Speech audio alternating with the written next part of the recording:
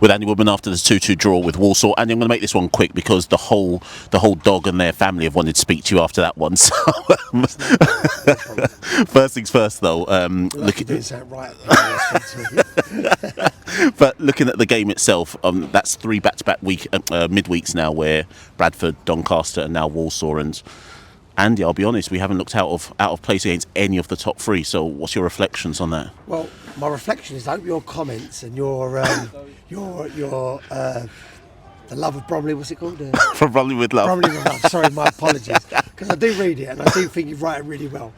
But I hope it starts off with the good, the bad, and the ugly of the good of how beautiful our football was, and how good our football was, and the change of how we're playing.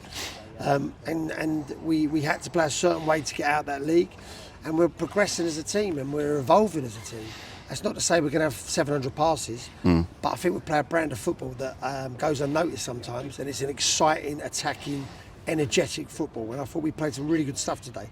And you know, I think that's sometimes missed and lost on people, which I've got no problem with, by the way. But I thought today we really showed that we're a good team. And to be fair, I make you right about that, because I think some people, maybe a lot of people, have come today going, right, Bromley are going to sit back, they're going to try play on the counter, etc. But I said at half time, I mean, the goal on the stroke of half time, you're probably disappointed with that. But I said at half time, Bromley are easily the better team here, and they're, I wouldn't say playing Walsall off the park, but Walsall was struggling to get a sniff in that game. So what was the tweaks that you made to almost put them on the back foot? Well, I think, look, there's certain games you have to play a certain way. See you guys. There's a certain, lovely to see you.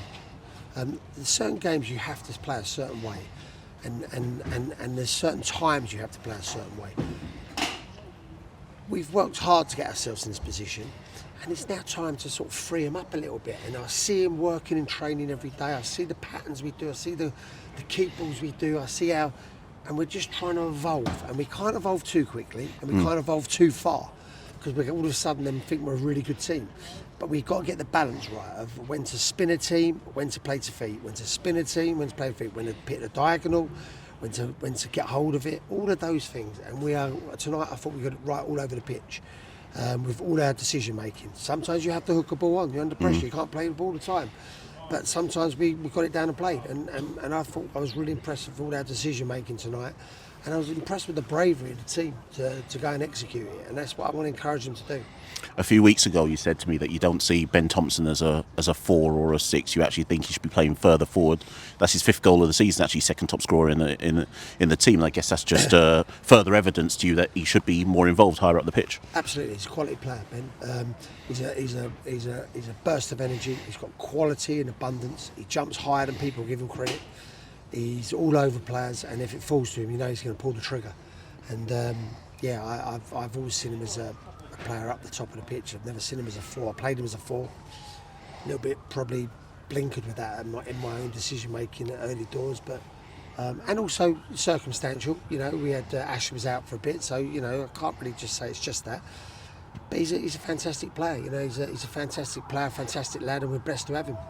And finally, because I said make it a quick one, obviously you brought in Harry McCurdy. I think it was enforced because Kamal, maybe his back, I think it was, that seized up. Kamal was struggling at half time and he wanted to go out, and I just think it seized up literally where half time had come, and he couldn't move, you know, and we had to we lost a little bit of Corey's energy in the middle of the park, or higher up that area, the 10 and the 8. So that kind of affected us a little bit, I felt, because then he had to go to right back, and we couldn't quite get it for a little bit. And everyone would say on the outside, they started really well second half. I thought it was more of a case of we took our sort of dynamo in the middle of the park, running around everywhere, out that shape, and that sort of affected us a little bit. But then we got to groups fit, and I thought we looked great. And Harry McCurdy and Cheeky linked up brilliantly. And Harry said to me before the game, I always score against Walsall, and he proved me right again. Is that, and that goal from McCurdy, I mean, only his second start, people forget he's not played a 90 yet, and is that just that mercurial ability that he's got and why everyone's always raved about him? Yeah, I think I can only speak from afar. I think he's been mismanaged a little bit. He's got his perception about him, and everyone says he's this and he's that. He's a great kid. He's a great kid who just needs love and just needs someone to put their arm around his shoulder.